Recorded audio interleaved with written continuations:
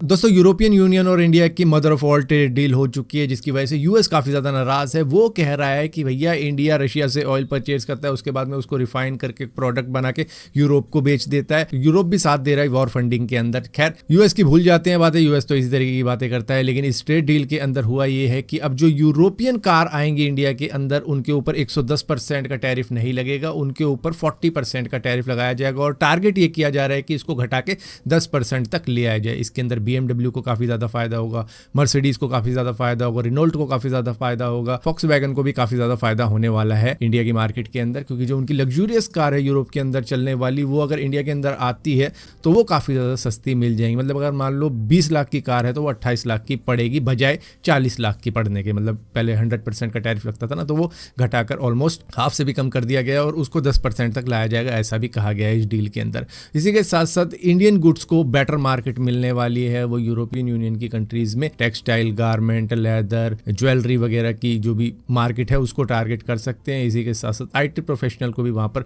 Job मिलेगी, वो service दे पाएंगे अपनी। इसी के साथ साथ यूरोपियन यूनियन को क्या मिला है, उनको लोअर टैरिफ मिला है। जो भी मशीनरी, कार, केमिकल वगैरह वो एक्सपोर्ट करेंगे इंडिया के अंदर, वो काफी ज्यादा सस्ता उनको पड़ने वाला है। उस पर टैक्स ज्यादा नहीं लगाया जाएगा दूसरी कंट्रीज के कंपैरिजन में। इसी के साथ साथ डिफेंस और स्ट्रेटेजिक कॉर्पोरेशन के अंदर भी ये दोनों ही कंट्री एक दूसरे का साथ देंगी, चाहे वो सिक्योरिटी हो चाहे वो डिफेंस हो, इसकी भी बातचीत हुई है। दोस्तों चाइना के टॉप मिलिट्री जनरल, जिनका नाम येंग यूजिया है, जो कि सेंट्रल मिलिट्री कमीशन के वाइस चेयरमैन थे, बेसिकली चाइना आर्मी के सबसे ऊपर के ऑफिसर्स में से एक थे। अब ये बहुत ही सीरियस ट्रबल के अंदर फंस चुके हैं, क्योंकि इनके ऊपर सीरियस वायलेशन और डिसिप्लिन एंड लॉ के चार्जेस लगाए गए हैं। जो कि रिपोर्ट में बताया जा रहे हैं कि इन्होंने चाइना के न्यूक्लियर वेपन प्रोग्राम के सीक्रेट, जो भी टेक्निकल सीक्रेट्स थे, वो यूनाइटेड स्टेट को दे दिए हैं और इन्होंने ब्राइब भी ली है। इस तरीके के चार्जेस इन पर लगाए गए हैं। ऊपर से जो इनके सपोर्टर थे उनकी भी प्रमोशन करी है। ये 1968 से चाइना की मिलिट्री के अंदर सर्विस दे रहे हैं और ये 75 साल के हो चुके हैं। प्रेसिडेंट शी जिनपिंग के बाद में सबसे बड़ी पावर अगर किसी के पास है तो वो इन्हीं के पास में है, ऐसा भी बताया जा रहा है। और ये पूरी चाइनीज मिलिट्री के लिए किसी अर्थक्वेक से कम नहीं है कि उनके न्यूक्लियर सीक्रेट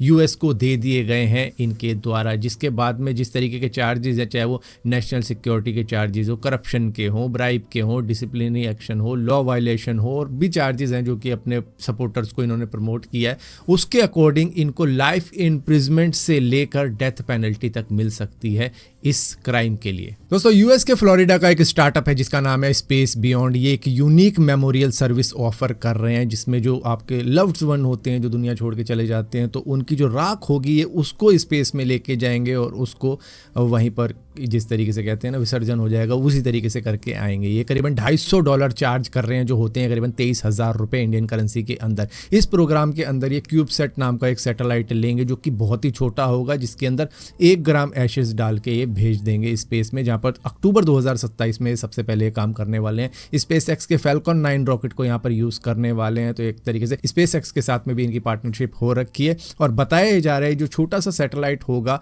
ये 5 साल तक अर्थ में ऑर्बिट करेगा और जैसे ही ये धरती के एटमॉस्फेयर में एंटर करने की कोशिश करेगा ये वहीं पर बर्न हो जाएगा और इस तरीके से पूरी सिस्टमैटिकली वो जो राख होगी वो इस ब्रह्मांड के अंदर ही समा जाएगी। दोस्तों आसाम गवर्नमेंट ने एक नई पॉलिसी का अनाउंस कर दिया है, जिसमें कहा जा रहा है कि बांग्लादेश से आए हुए अनडॉक्यूमेंटेड लोगों को 7 दिन के अंदर पुशबैक किया जाएगा, यानी कि डिपोर्ट किया जाएगा बिना लीगल प्रोसेस के। ये मूव मेनली इलीगल माइग्रेंट्स के लिए किया जा रहा है, जो कि वहाँ की जो डेमोग्राफी है वो चेंज कर रहे हैं और आ जाते हैं बांग्लादेश से सीधा इंडिया के अंदर। तो यहाँ पर जैसे ही आसाम के अंदर वो पकड़े जाएंगे उनको 7 दिन के अंदर अंदर वापस भेज दिया जाएगा उन्हीं की कंट्री के अंदर, जहाँ पर बांग्लादेश इससे काफ़ी ज़्यादा नाखुश है। कह रहे हैं कि भैया आप फोर्सफुली ऐसे नहीं भेज सकते हो, एक लीगल प्रोसेस होता है इलीगल इमिग्रेंट्स को भेजने का, उस तरीके से भेजा जाना चाहिए, ना कि ऐसे ही धक्का मार के बॉर्डर के पार भेज देना चाहिए। लेकिन असम गवर्नमेंट ने कहा है कि भैया हमारी डेमोग्राफी पे असर पड़ रहा है, हमारी सिक्योरिटी काफ़ी ज़्यादा लैप्स कर रही है इसकी वजह से, जिसकी वजह से हम वापस भेजना चाहेंगे और लोकल पॉपुलेशन और जो डेमोग्राफिकल चेंज हो रहा है उसको कंट्रोल करने के लिए बिल्कुल सही फैसला ये बता रहे हैं। दोस्तों ICC की जो मीटिंग रखी गई थी T20 वर्ल्ड कप के अंदर, उसमें जो बांग्लादेश का फैसला होना था कि बांग्लादेश खेलेगा नहीं खेलेगा, जो भी चीज़ें होनी थी उस मीटिंग के अंदर बताया जा रहा है, अब जब खुलासा हुआ कि बांग्लादेश के जो ऑफिशियल्स थे वो काफ़ी ज़्यादा एग्रेसिव हो गए थे इस बात को लेके कि हमारे मैच आप श्रीलंका के अंदर क्यों नहीं रखवा रहे हो, जब हम कह रहे हैं कि हमारे को सिक्योरिटी थ्रेट है और आईसीसी कह रहा है भैया सारी कंट्री वहाँ पर जा रही है खेलने के लिए सिवाय पाकिस्तान के, तुम्हें क्या दिक्कत हो रही है, तुम्हारे लिए क्या अलग से सिक्योरिटी थ्रेट हो रहा है। तो यहाँ पर बांग्लादेश उसका जवाब नहीं दे पाया, जिसके बाद में उन्होंने एक्सेप्ट कर लिया कि ठीक है फिर हम नहीं खेलते हैं इंडिया के अंदर, आप हमें निकाल दो। तो निकाल दिया गया और स्कॉटलैंड को वहाँ पर रख दिया 14-2 के वोट से। अब यहाँ पर पाकिस्तान ने तो पूरा साथ दिया था बांग्लादेश का, लेकिन यहाँ पर जो बांग्लादेश के ऑफिशियल्स थे वो क्योंकि वो ठीक से बात नहीं कर पाए, ठीक से कन्वेंस नहीं कर पाए आईसीसी को, जिसकी वजह से ये नतीजा उनको भुगतना पड़ रहा है। यहाँ पर दरअसल मुस्तफिजुर रहमान को क्योंकि हमने केकेआर की टीम से निकाल दिया था, आईपीएल से निकाल दिया था, उसी वजह से सारे मुद्दे छिड़े कि भैया अब हम भी नहीं खेलेंगे इंडिया के अंदर आके। दोस्तों आंध्र प्रदेश के कुरनौल के अंदर से एक अजीब ही केस सामने निकल कर आ रहा है, जहां पर एक प्रेमिका ने अपने एक्स बॉयफ्रेंड की वाइफ को HIV इन्फेक्टेड इंजेक्शन लगा दिया। वो जानबूझ के किया गया था, पूरी प्लानिंग की गई थी इसके अंदर कि एक रोड एक्सीडेंट करवाएंगे, उसके बाद में जब वो गिर जाएगी तो कहेंगे कि चलो तुम्हें हॉस्पिटल लेके चलते हैं, और हॉस्पिटल लेके जाने के बहाने उसको एक इंजेक्शन दे देंगे कि भैया ये डॉक्टर है, ये आपकी हेल्प करेगी, और उसी के बहाने वो अपने एक्स बॉयफ्रेंड की वाइफ को दे देती है एक HIV का इंजेक्शन,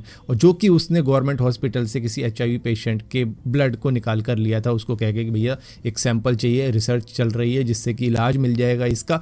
तो वो ले लेती है सैंपल, उसके बाद में उसे फ्रिज में रखती है और उसके बाद में इस एक्सीडेंट को प्लान करके उस महिला को दे देती है जो कि उसके एक्स बॉयफ्रेंड की वाइफ होती है। और उसके बाद में जब महिला का इलाज चलता है तो मालूम चलता है कि इस तरीके की चीज़ें हुई हैं, और इसमें पुलिस इन्वेस्टिगेशन भी हो जाती है, पुलिस अरेस्ट भी हो जाता है 4 लोगों का जिन्होंने सैंपल कलेक्ट किया था, निकाला था उस पेशेंट से, उसके बाद में इस महिला को दिया था, उसने इंजेक्ट किया था। तो टोटल 4 लोगों का यहाँ पे प्लान था ये, जिन्होंने ये सारी चीज़ें करी थी। अब डॉक्टर बताते हैं कि क्योंकि ये HIV का इंजेक्शन फ्रिज में रखा हुआ था, जिसकी वजह से जो HIV के वायरस थे वो जिंदा नहीं रहते हैं बाहर, जिसकी वजह से उस महिला को तो कुछ नहीं हुआ है, ना कोई HIV की बीमारी हुई है, ना कुछ हुआ है, लेकिन हाँ कुछ फॉरेन पार्टिकल गए हैं उसकी बॉडी में, उसकी अभी भी जांच चल रही है। भाई साहब देख लो यहाँ पर ये जबरदस्ती मुझको मार रहा है।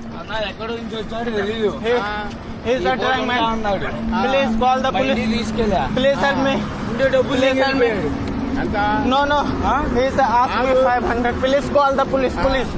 भाई साहब बहुत बुरा एक्सपीरियंस हो रहा है। दोस्तों एक ट्रैवल ब्लॉगर है जिनका नाम है सोनी ट्रैवलिंग, इनको आंध्र प्रदेश के अंदर एक बहुत ही बैड एक्सपीरियंस हुआ है। दरअसल इन्होंने किसी से लिफ्ट ली होगी, जिसके बाद में उसके घर में स्टे भी किया होगा, और उसके बाद में उस बंदे ने इससे पैसे मांगे, इससे करीबन 500 रुपये मांगे, फिर और पैसे मांगने लगा क्योंकि उस शख्स ने देख लिया था कि इसके पास में कुछ पैसे हैं 5-6 हज़ार रुपये, तो उसने इसके पैसों से दारू पी, इंजॉय किया, उसके बाद में और पैसे मांगने चाहे, जिसके बाद में इसने डिसाइड किया कि मुझे इस घर से निकल जाना चाहिए क्योंकि बंदा ड्रंक हो चुका है। और जब ये रात के 2:30 बजे निकला उनके घर से, तो उसके बाद में उस बंदे ने इसका पीछा किया, और पीछा करने के बाद में इसे हाईवे पर पकड़ा और वहाँ पर भी पैसे छीनने की कोशिश की गई, और इनकी हेल्प किसी ने नहीं की उस सिचुएशन के अंदर, जहाँ पर पता नहीं कैसे कैसे नहीं करके ये वहाँ से निकले हैं, लेकिन सिचुएशन काफ़ी ज़्यादा ख़राब हो गई थी रात के 2:30 बजे इनके साथ में। शायद इसी वजह से हिच हाइकिंग में थोड़ा सा रिस्क रहता है, जो कि ये जो सोलो ट्रैवलर होते हैं ये लेते हैं वो रिस्क, और उस रिस्क का इन द एंड कोई ना कोई रिजल्ट तो निकलता है, चाहे पॉजिटिव निकले या नेगेटिव निकले। ये एक नेगेटिव रिजल्ट था कि कभी कभार कोई गलत बंदा भी मिल जाता है। भाई साहब देख लो यहाँ पर ये जबरदस्ती मुझको मार रहा है। Please call the police, please help me, please help me. No no, he asked me 500, please call the police, police. भाई साहब बहुत बुरा एक्सपीरियंस हो रहा है। I'm blogger, YouTuber, I'm traveling. No, you don't take money. Please call the police. Help me, please. Police. Please, help me. Please help me. No, brother, it's not fair. No, please call the police. Help! Anybody help! Please help anybody. Please help me. Anybody help me, please. Please help me. Please help me. No, it's not good. No. What you are recording? Why? No, for safety. No, it's not good, brother. Please help me, anybody. Please.